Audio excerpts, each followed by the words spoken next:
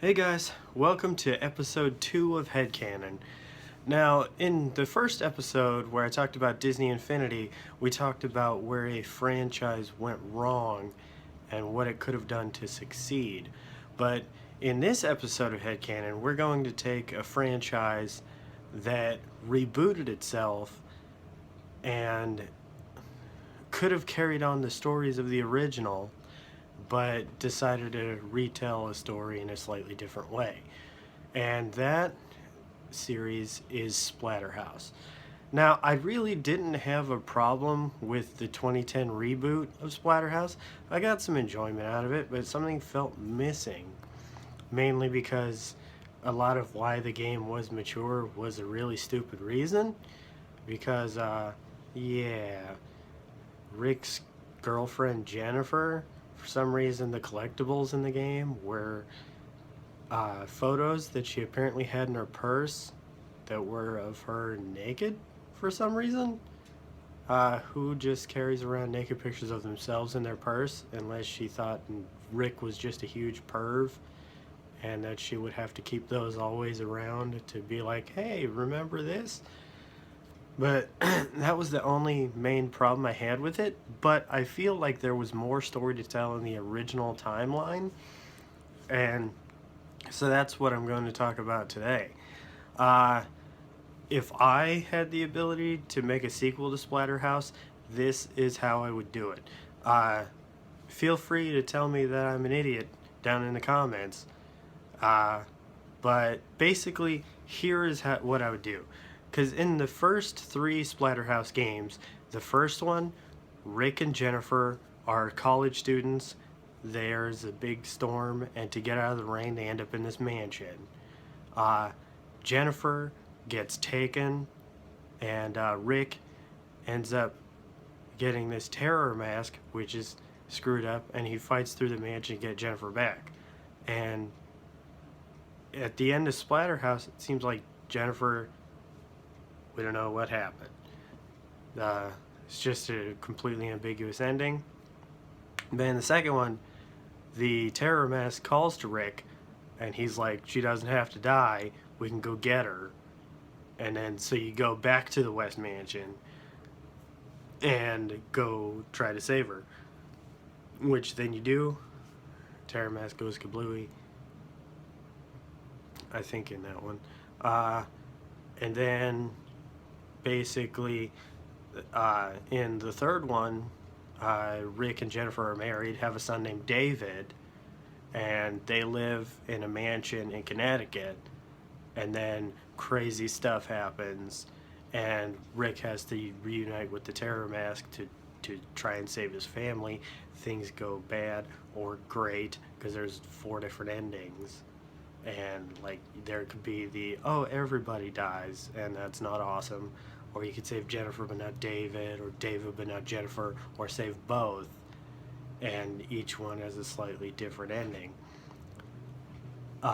My beginning of Splatterhouse 4 would be that everybody survives. The terror mask is destroyed, and it's been like almost 20 years since that. So David is grown up, and it turns out his psychic abilities, the terror mask, has latched on to him. With the last of its power has just been laying dormant, trying to leech off of David's psychic powers, because most of the time he's not using them. So every time David does, there's a little bit of the terror mask getting a little bit more power and just being able to leech away. And then one day, David and his girlfriend are sleeping. The name of the girlfriend is not important. Basically, he wakes up like freaked out because the terror mask is talking to him. And it says, we can get her back. And David's just like, what the hell are you talking about? And then he realizes in the bed next to him, his girlfriend's gone. And he gets out of bed just freaking out And the Terror Mask is like, we need to go back because I I can't get her back like this. I can't. I'm just part of you. I can't really get us to where we need to be in order to get her back. And so the camera pans back, and you see David go from the bedroom straight out the bedroom door to the front door to leave to start this adventure. And as it pans back, you see the bed, and his girlfriend is still in it. So you know right off the bat that the Terror Mask is doing something to David, and it's not really explained at this point. So this point, the game starts in the mansion in Connecticut. And luckily, unlike Splatterhouse 3, there's no crazy timers and ridiculous stuff that you have to do in order to meet a time limit, because that's just making the game irritating and a pain in the butt. But the awesome part is this game will be done in what I like to call Splattervania. It's like Metroidvania, only a lot more gory and ridiculous and just off the wall, crazy, gory. No. But unlike games like Symphony of the Night and stuff where you can equip like weapons and things like that, all of the weapons in this game are just like in the original Splatterhouse games. They can be broken. Like, you're gonna have a baseball bat, smash it over a dude's head, go send him flying into the background and smash against a wall. There's gonna be environmental hazards, stuff like that. But the thing is, since we don't have the ability to do armor and stuff like that, there'll be health power-ups just like in games like that, because you're gonna want to get stronger. You're gonna have to feel the progression of the Terror Mask getting stronger, and thus you getting stronger. And so there's going to be leveling up and skill trees, and some of them are going to be like, okay, whenever you break a melee item like a baseball bat or something like that, you automatically do a finisher with that weapon on the next person that you come in contact with. And that can be like, oh hey, we're going to zoom in real close and or it can just stay back and just look really cool. So the first act is going to be going through the Connecticut mansion, trying to find all the pieces of the Terror Mask. You're going to fight each of the original bosses from Splatterhouse 3, but they're going to be souped up and a lot different because they've been able to siphon the power of the Terror Mask, and each piece that you get back makes David stronger, and thus makes the Terror Mask stronger. And then by the time that you clear out all of Act 1, that main Connecticut mansion, the Terror Mask is like, okay, I'm complete, but I'm not at the power level that I need to be in order to get your girlfriend back. And like, something is always playing in David's head, but you already know the answer because the girlfriend never left the apartment. So Act 2, the Terror Mask with David looks a lot different because he's going to have the mask, whereas most of the time, like all the way up until the final boss of Act 1, the Terror Mask is being built, and I don't want it to look all weird because he'll have pieces of the mask on his face. So that is, like, until it's reunited, he won't have it at all. Like, he'll go from being regular frail David to big bulky, like Splatterhouse Rick looking, but he still won't have the mask until the end of Act 1. Act 2 will be in the West Mansion, but when you get there, it's still underwater. And the Terror Mask, when you get there, he uses all of the power that he's gotten from Act 1 to pull the mansion out of the water, which kind of stuns David because he's like, that seems like a lot more power than I'm able to access, even though we're supposed to be working together. So that automatically puts something in David's head that something ain't right. So all of Act 2 is going through the West Mansion.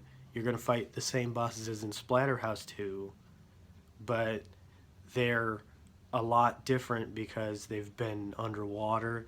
They're a little waterlogged and crazy, and they're super angry. So they're going to not have the same attacks, but they're going to look like the same type of characters from Splatterhouse 2 and 1. It's going to be crazy. But yeah, and it's not meant to be like a rehashing. It's supposed to be like, hey, there's these people there, and it's like just a return to form for Splatterhouse. And then at the end of the whole West Mansion sequence in Act 2, as you're going through and getting more and more power, and David is starting to look a lot more like big bulky Rick that was in the original Splatterhouse games, and he's getting more and more powerful, doing more crazy stuff, and you're interacting with all the weapons that are from the original Splatterhouse games. The end of Act 2, the Terror Mask tells you where you have to go. You have to go to an ancient Mayan pyramid, which is where the Terror Mask was created. And so at the end of Act 2, you go there, and at the beginning of Act 3, David dies. The Terror Mask rips himself from David and leaves him dead at the bottom of a pyramid to connect to a mummified body of some sort of Mayan god or something. I haven't really figured that part out, but I just think it would be interesting to have like a body that was like powerful, that the Terror Mask was like compatible with, and it just kind of takes that over and just David dead. But then there's another mask which was created at the same time as the Terror Mask, and basically the two masks are always connected. So like where the Terror Mask was a mask of death and destruction, this other mask is a mask of rebirth. And so it uses its power to bring David back from the dead. And basically David has all of his same powers and progression and stuff because the masks are linked and all of that. But now in Act 3, David's singular goal is to get through this Mayan pyramid and kick the crap out of the Terror Mask. And like when after all is said and done, he gets through the entire pyramid and the Terror Mask, holding together this ravaged body that has been in this pyramid for 1,000 years. Somehow this body is stitched together, but it's strong, and it gives Rick a run for his money. And at one point, boom, knocks Rick to the ground. I keep saying Rick, David to the ground, and starts laughing maniacally and says to him, like, why did you come on this journey? And he's like, because my girlfriend, you said I would find the answer to why my girlfriend was taken, and I've been with you this whole journey, and you killed me. And the Terror Mask's just laughing this ethereal, otherworldly laugh and says, do you think that this whole thing, do you think I had the power to take your girlfriend? I was a figment in your imagination for a little bit there. Your girlfriend never left. And he's like, You son of a... So that gets David even more mad, and then the fight is rejoined, and they start going at it, and then the body just gets destroyed. The terror mask fractures and just opens up, and something from the darkness just pulls itself through, and there's another form, and David is just going to town and just hoping he can kill this thing. And then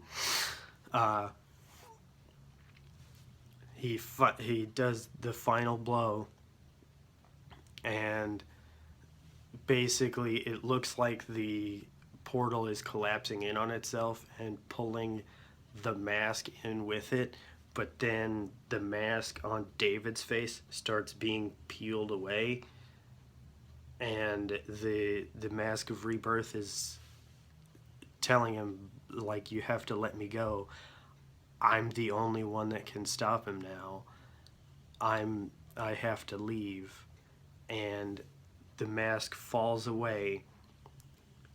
It goes toward the portal, smacks right into the terror mask. They both fracture and spin and fly into the portal. And then the portal closes. David collapses on the steps, bloody and just destroyed. And then later, like, the sun rises and you see him limping down the pyramid, and he finally gets home, and his girlfriend, like, he opens the door, his girlfriend is freaking out, and she just runs and embraces him. And then you realize that Rick and Jennifer are also in the apartment, and they got gray hair. They're just, you know, a little older, and they come in, and it's a big group hug, and we fade to black. That's how I would do Splatterhouse 4. But what do I know? I just love games, and I think that would be a really cool way to do it. But yeah, if you have another game you want me to do this kind of treatment on, throw it down in the comments. If you liked what I did here and you want to see more, subscribe to the channel, and I'll do some more of these. If you liked it, if you didn't, throw a comment down there, man. Like, let me know. And yeah, and I'll see you guys on another episode of HeadCanon here on Lessons Learned About Gaming. Bye.